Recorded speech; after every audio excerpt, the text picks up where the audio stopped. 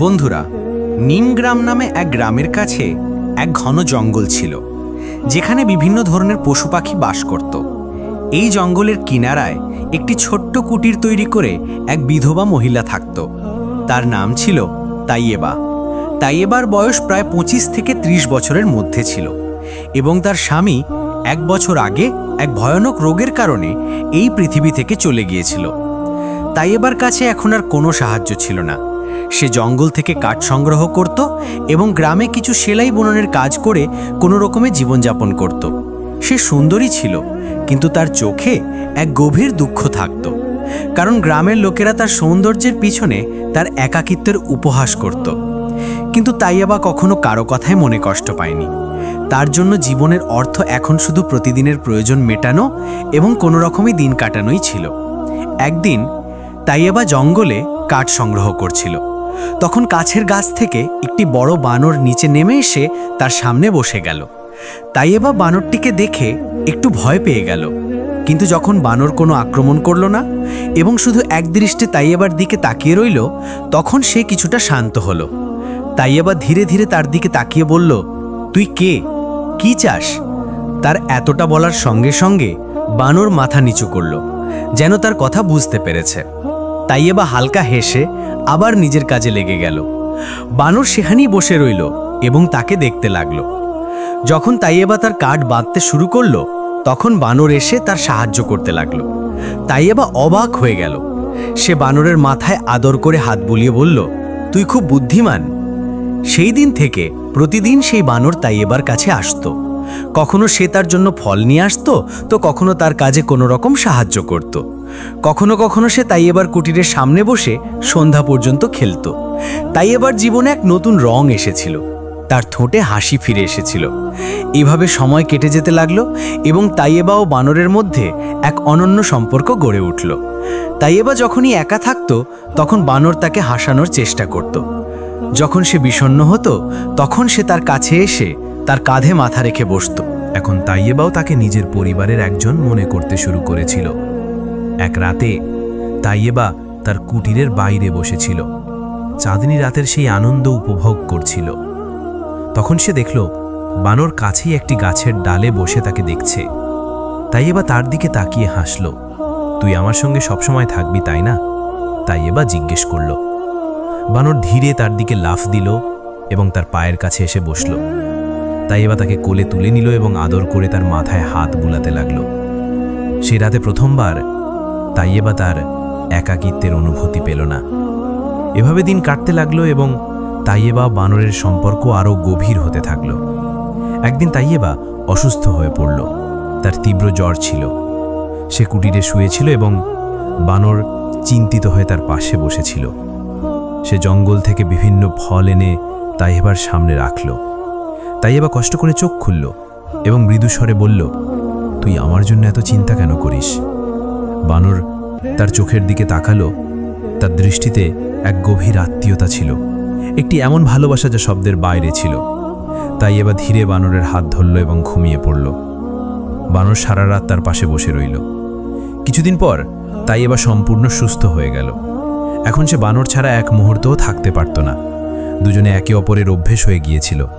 তাইয়েবার মনে এই ভাবনা পুরোপুরি জায়গা করে নিয়েছিল যে এই বানর কোনো সাধারণ প্রাণী নয়। তার মধ্যে এক আত্মীয় স্পর্শ ছিল, যেন কোনো পুরনো আত্মা তার জীবনের অংশ হয়ে ফিরে এসেছে। এক রাতের কথা, ঝোলো বৃষ্টি হচ্ছিল। তাইয়েবা কুটিরে বসেছিল এবং বানর তার পাশে এসে বসল।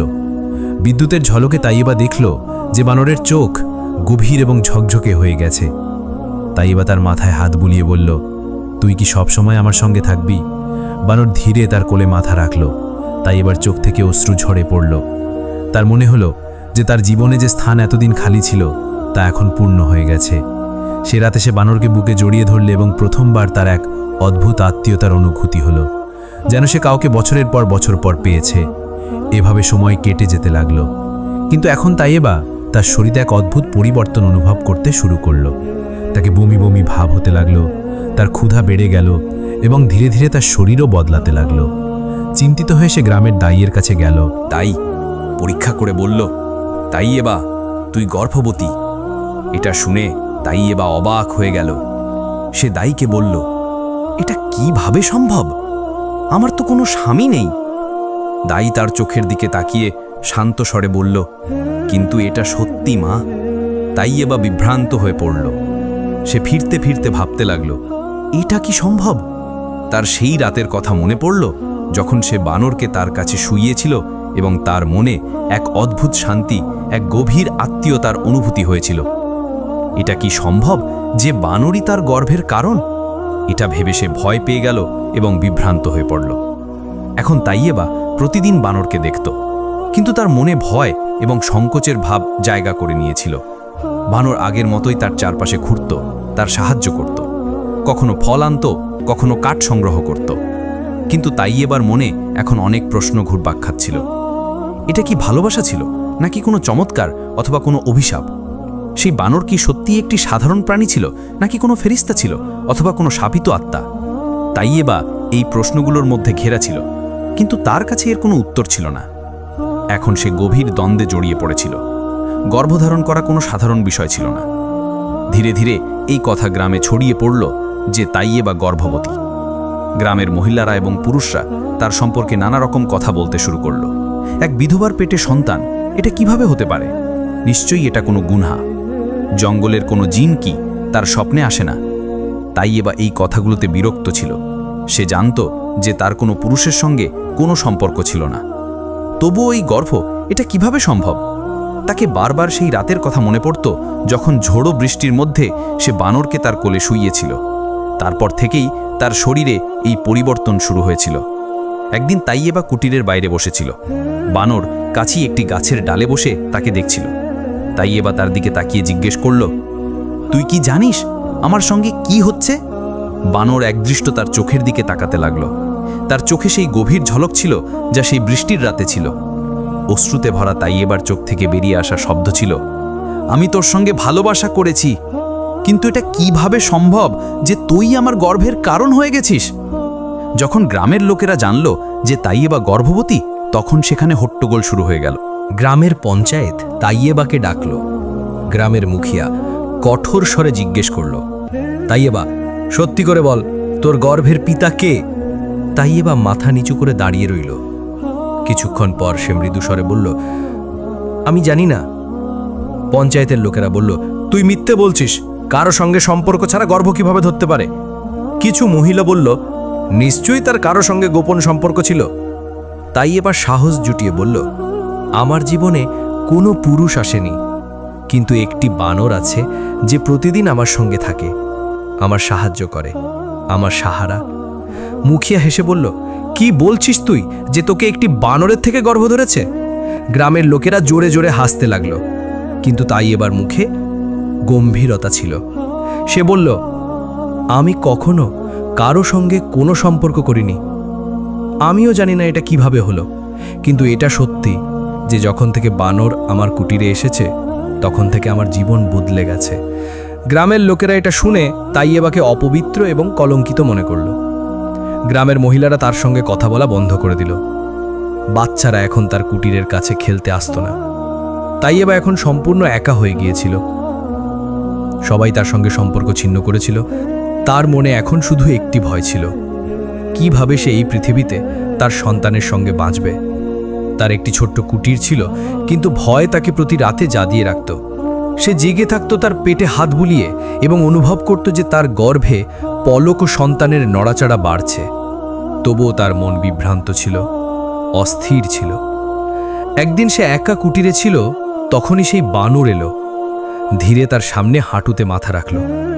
তাইয়েবা তার চোখের দিকে তাকিয়ে জিজ্ঞেস করল, তুই কি আমার থেকে কিছু লুকাচ্ছিস? বানর তার চোখে গভীর দৃষ্টি দিল। হঠাৎ তার চোখ থেকে অশ্রু ঝরে পড়ল। তাইয়েবা চমকে উঠল। তুই কাঁদছিস? বানর ধীরে তার হাত ধরল। তাইয়েবা অনুভব করল যে এই মুখ প্রাণীর মধ্যেও এক গভীর আত্মীয়তা লুকিয়ে আছে। কিন্তু তার আগে যে সে আর কিছু বুঝতে পারে, বানর হঠাৎ উঠে দাঁড়ালো এবং জঙ্গলের দিকে চলে গেল। তাইয়েবা ডেকে বলল, কোথায় যাচ্ছিস? থাম! কিন্তু বানর পিছনে ফিরেও তাকালো না। তাইয়েবা অবাক হয়ে সেখানেই বসে রইল। পরের দিন গ্রামে এক অলি আল্লাহ এলেন। লোকেরা অলি সাহেবকে তাইয়েবার অবস্থার কথা বলল। অলি সাহেব তাইয়েবাকে তার কাছে ডাকলেন।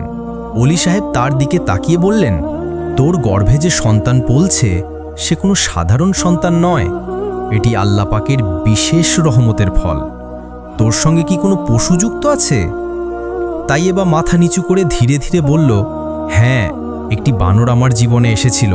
সে আমার দেখাশোনা করত, কিন্তু এখন সে চলে গেছে।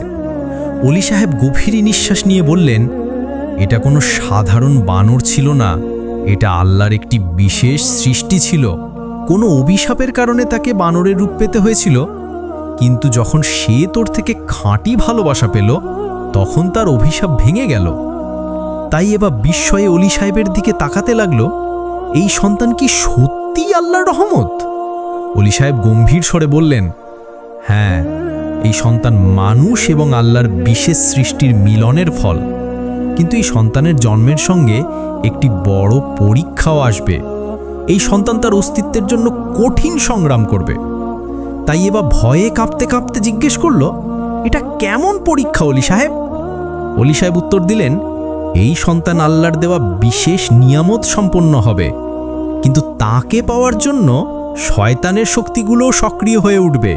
তোকে তোর সন্তানের রক্ষার জন্য যথাসাধ্য চেষ্টা করতে হবে। তাই এবার চোখে ভয় এবং আশঙ্কা স্পষ্ট দেখা যাচ্ছিল।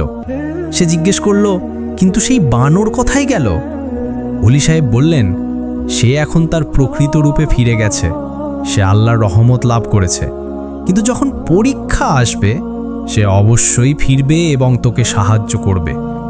এভাবে ধীরে ধীরে সময় কেটে যেতে লাগলো। তাই এবার গর্ভের আকার বাড়তে লাগলো, কিন্তু গ্রামের লোকেরা এখনও তাকে সন্দেহের দৃষ্টিতে দেখত। কিন্তু তাই এবার মনে এখন এক নতুন শক্তি এসেছিল। তাই পূর্ণ ঈমান ছিল যে সে তার সন্তানের রক্ষা করতে পারবে। একদিন তাইয়েবা জঙ্গলে কাঠ সংগ্রহ করতে গেল। তখন হঠাৎ ঘন গাছের মধ্যে থেকে এক ভয়ানক আওয়াজ এলো। তাইয়েবা দেখল যে সামনে এক বিশাল কালো সাপ ফনা তুলে দাঁড়িয়ে আছে। ভয় পেয়ে তাইয়েবা পিছনে সরতে চাইল, কিন্তু সাপ তার দিকে এগিয়ে আসতে লাগলো। ঘাবড়ে সে চোখ বন্ধ করে ফেলল। তখন হঠাৎ বাতাসে হট্টগোল হলো। যখন তাইয়েবা চোখ খুলল তখন দেখল সামনে সেই বানর দাঁড়িয়ে আছে, কিন্তু এবার তার চোখে তীব্র ঝলক ছিল। সে কালো সাপের দিকে লাফ দিল এবং জোরে ধাক্কা দিল। সাপ ফুঁস করে উঠল এবং অন্ধকারে অদৃশ্য হয়ে গেল। তাইয়েবা কাঁপতে কাঁপতে বানরের দিকে তাকাচ্ছিল। বানর তার চোখের দিকে তাকালো যে সেই আত্মীয়তায় ঝলক ছিল, কিন্তু তাইয়েবা কিছু বলার আগেই বানর আবার জঙ্গলের দিকে দৌড়ে গেল। তাইয়েবা এখন বুঝে গিয়েছিল যে তার গর্ভ কোনো সাধারণ সন্তান নয়, বরং সে আল্লাহর বিশেষ নিয়ামতের প্রতীক ছিল যা তার গর্ভে পড়ছিল। বানরের হঠাৎ প্রকট হওয়া এবং সাপ থেকে তার রক্ষা করা এই কথার প্রমাণ ছিল যে কিছু বড় ঘটতে চলেছে। তবুও তাইয়েবার মনে সংশয় ছিল, সেই বানর কি সত্যি আল্লাহর বিশেষ সৃষ্টি ছিল? যদি সে কোনো ফেরেশতার অবতার হয় তাহলে সে আমার থেকে দূরে কেন চলে গেল? আর সেই সাপ, সে কে ছিল? এই অমীমাংসিত প্রশ্নগুলোর কারণে তাইয়েবার মনে অস্থিরতা বাড়তে থাকল। গর্ভের সময় এখন পূর্ণ হতে চলেছিল।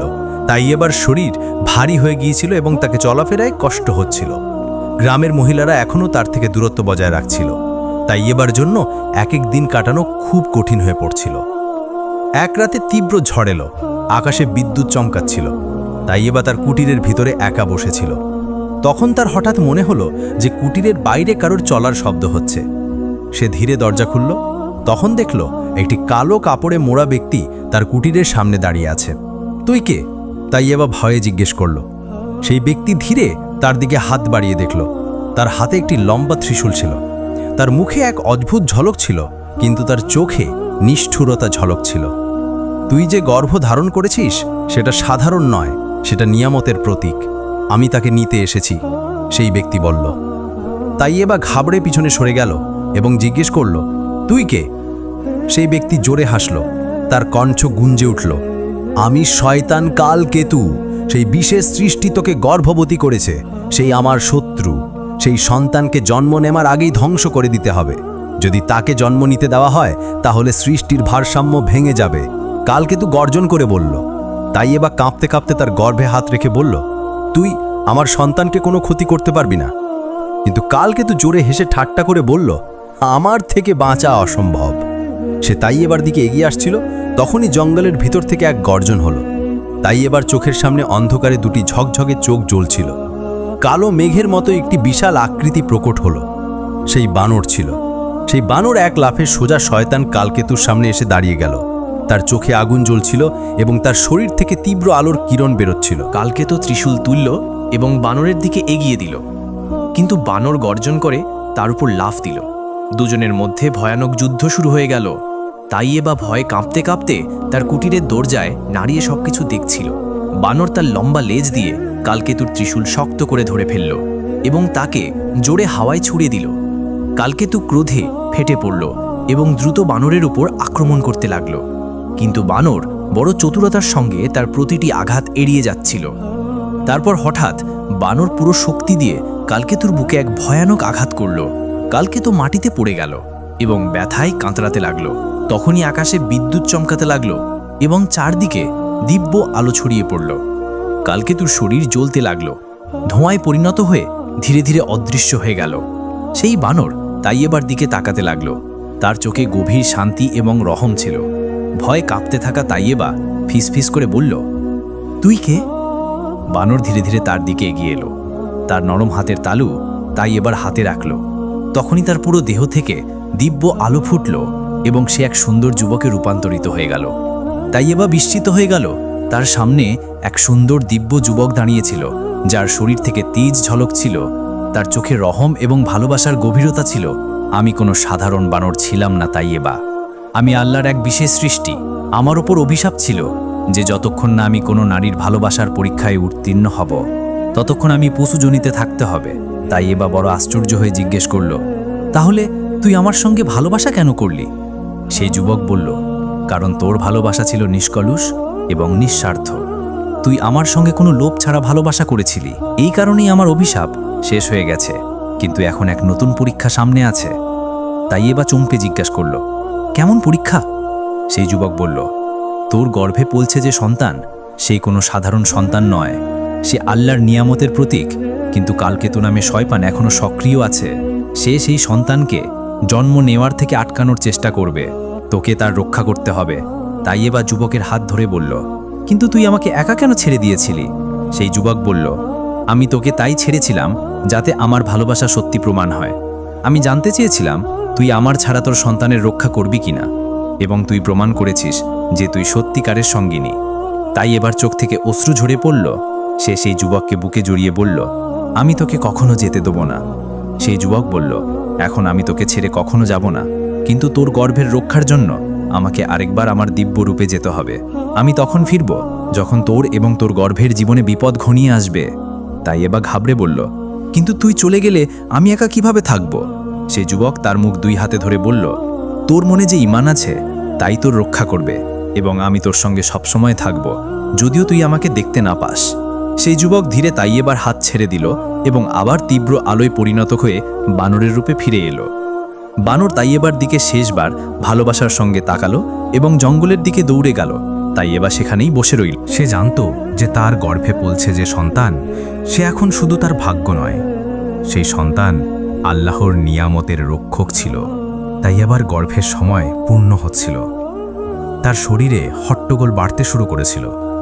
গ্রামের লোকেরা এখনও তাকে সন্দেহের দৃষ্টিতে দেখছিল, কিন্তু তাইয়েবার মোড়ে এখন কোনো সংশয় ছিল না, কোনো ভয় ছিল না, কোনো আশঙ্কা ছিল না। তার পূর্ণ ঈমান ছিল যে তার সন্তানের জন্ম আল্লাহর বিশেষ উদ্দেশ্যের জন্য হচ্ছে। সকাল হতেই গ্রামে অদ্ভুত হট্টগোল শুরু হয়ে গেল। আকাশে অন্ধকার ছেয়ে গেল। গাছগুলো দ্রুত দুলতে লাগলো। পাখিরা ভয়ে এদিক ওদিক উড়তে লাগলো। তাই আবার কুটিরের বাইরে এলো, তখন দেখল যে গ্রামের বাইরে একটি কালো আকৃতি দাঁড়িয়ে আছে। সেটা ছিল কালকেতু। তার লাল চোখে ক্রোধের জ্বালা জ্বলছিল। সে গর্জন করে বলল, আমি ফিরে এসেছি, তোর গর্ভের সন্তানকে আমি জন্ম নিতে দেব না। তাই এবার বড় সাহসে বলল, তুই আমার সন্তানকে ছুঁতেও পারবি না। কালকেতু জোরে হেসে ঠাট্টা করে বলল, তুই একা কি করতে পারিস? আমি নিজেই শয়তানের স্বামী, তোর অন্ত নিশ্চিত। তাই এবার তা গর্ভে হাত রেখে বলল, আমার গর্ভের রক্ষা স্বয়ং আল্লাহ পাক করছেন। তুই যতই চেষ্টা কর, আমার সন্তানকে তুই ক্ষতি করতে পারবি না। সেই শয়তান কালকেতু ত্রিশূল তুলল এবং তাইয়েবার দিকে ছুঁড়ে দিল। তাইয়েবা চোখ বন্ধ করে ফেলল। তখনই হঠাৎ বাতাসে এক গর্জন হলো। তাইয়েবা দেখল যে সামনে সেই বানর দাঁড়িয়ে আছে। তার চোখ থেকে আগুনের জ্বালা বেরোচ্ছিল। বানর লাফ দিয়ে ত্রিশূলটি হাওয়ায় ধরে ফেলল এবং তাকে কালকেতুর দিকে ছড়ে দিল। ত্রিশূল কালকেতুর বুকে গিয়ে বিঁধল এবং কালকেতু ব্যথায় চিৎকার করে উঠল। বানর বলল, কালকেতু, তোর অন্ত এখন নিশ্চিত। এখন তুই এই সৃষ্টির অংশ থাকবি না। কালকেতু ক্রোধে বলল, তুই আমাকে হারাতে পারবি না। তখন বানর জোরে লাফ দিল এবং কালকেতুর মাথায় আঘাত করল।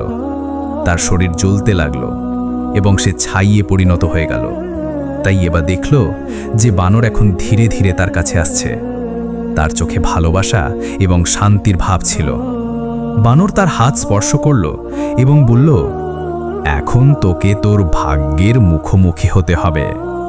তাই এবার হঠাৎ তীব্র ব্যথা অনুভব করল। সে মাটিতে বসে পড়ল এবং বানর তার মাথায় হাত রাখল। তাই এবার মনে হলো যেন একটি দিব্য শক্তি তার ভিতরে প্রবেশ করছে। ধীরে ধীরে তার ব্যথার মধ্যে এক মধুর আলো প্রকট হলো। একটি শিশুর কান্নার আওয়াজ শোনা গেল। তাই এবার দেখল যে তার কোলে একটি দিব্য শিশু ছিল, যার শরীর থেকে স্বর্ণিম আলো বেরোচ্ছিল। বানর সেই শিশুকে দেখল এবং বলল, এই সন্তান মানুষ এবং আল্লাহর বিশেষ সৃষ্টির মিলনের প্রতীক। এটি ভবিষ্যতে ইনসাফ এবং দ্বীনের প্রতিষ্ঠা করবে। এর রক্ষা করা তোর কর্তব্য। তাই এবার ভালোবাসার সঙ্গে শিশুকে তার কোলে তুলে নিল এবং বলল, আমি এর রক্ষা অবশ্যই করব। বানর হেসে বলল, এখন আমার কাজ শেষ হয়ে গেছে। তখন তাইয়েবা ঘাবড়ে বলল, এখন তুই আমাকে ছেড়ে যাস না।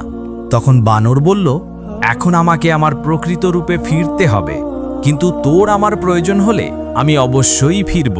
তাইয়েবার চোখ থেকে অশ্রু ঝরে পড়ল। সে বলল, তুই কে? তখন সেই বানর বলল, আমি আল্লাহর বিশেষ সৃষ্টি, কিন্তু এখন আমি তোর জীবনের রক্ষক হয়ে গেছি। যখন এই শিশুর ওপর পরীক্ষা আসবে আমি অবশ্যই আসব। তাইয়েবা সেই শিশুকে তার কোলে তুলে নিল এবং বলল, আমি জানি তুই আমাকে কখনো একা ছাড়বি না। বানর তার দিকে ভালোবাসার সঙ্গে তাকালো এবং ধীরে ধীরে স্বর্ণিম আলোয় মিলিয়ে গেল। তাইয়েবা আকাশের দিকে তাকালো এবং অনুভব করল যে এখন তার জীবন এক নতুন দিশায় এগিয়ে গেছে। গ্রামের লোকেরা যারা আগে তাইয়েবাকে কলঙ্কিত মনে করত, এখন তাকে আল্লাহর নেয়ামতের ধারক হিসাবে দেখতে লাগল। তাইয়েবা তার পুত্রের লালন পালন অত্যন্ত ভালোবাসা এবং ঈমানের সঙ্গে করল। তার ঈমান ছিল যে যেদিন তার পুত্রের সামনে কোনো পরীক্ষা আসবে সেদিন সেই দিব্য বানর তার সাহায্যের জন্য ফিরে আসবে। বানরের ভালোবাসা এখন তাইয়েবার জীবনের অবিচ্ছেদ্য অংশ হয়ে গিয়েছিল। এভাবেই কাহিনী ভালোবাসা এবং আল্লাহর রহমতের প্রতীক, যা যুগ যুগ ধরে মানুষকে ঈমানের পথে প্রেরণা দেবে। ইসলামিক দৃষ্টিকোণ থেকে শিক্ষা: ১. আল্লাহর উপর ভরসা। তাইয়েবার জীবনে আল্লাহ পাকের রহমত ও পরীক্ষার মাধ্যমে দেখানো হয়েছে যে সকল কঠিন পরিস্থিতিতে আল্লাহর উপর পূর্ণ ঈমান রাখলে তিনি পথ দেখান। ২. নিষ্কলুষ ভালোবাসা ও রহম। তাইয়েবা ও বানরের সম্পর্ক শেখায় যে খাঁটি ভালোবাসা ও রহম আল্লাহর দেওয়া নিয়ামত, যা অভিশাপ থেকেও মুক্তি দিতে পারে। ৩. গুনাহের বিরুদ্ধে দাঁড়ানো। সমাজের অপবাদ সত্ত্বেও তাইয়েবা তার ঈমানে অটল থাকে, যা শেখায় যে গুনাহের অভিযোগের মুখে সত্য ও ধৈর্য ধরা ইসলামের শিক্ষা। ৪. সন্তানের রক্ষার দায়িত্ব। তাইয়েবা তার সন্তানকে রক্ষা করার জন্য আল্লাহর উপর ভরসা করে, যা মায়ের দায়িত্ব ও ঈমানের গুরুত্ব বোঝায়। ৫. শয়তানের বিরুদ্ধে লড়াই। কালকেতুর সঙ্গে বানরের যুদ্ধ শেখায় যে শয়তানের ফিতনার বিরুদ্ধে ঈমান ও আল্লাহর সাহায্যই জয়ী হয়। ৬. আল্লাহর রহমতের প্রতীক। সন্তানটি আল্লাহর নিয়ামতের প্রতীক হিসাবে দেখানো হয়েছে, যা শেখায় যে প্রতিটি সন্তান আল্লাহর পক্ষ থেকে বিশেষ উদ্দেশ্য নিয়ে আসে। ৭. ধৈর্য ও তাওয়াক্কুল। তাইয়েবার জীবন শেখায় যে কঠিন সময় ধৈর্য ধরে আল্লাহর উপর তাওয়াক্কুল করলে তিনি অলৌকিকভাবে পথ দেখান। বন্ধুরা, এই বিধবা মহিলা এবং বানরের কাহিনী তোমাদের কেমন লাগলো? একটি সুন্দর মন্তব্য করে অবশ্যই জানাও। এবং যদি এই কাহিনী তোমাদের ভালো লেগে থাকে তাহলে এই ভিডিওটি লাইক এবং শেয়ার করো। সঙ্গে চ্যানেলটি সাবস্ক্রাইব করারও অনুগ্রহ করো। আল্লাহ হাফেজ।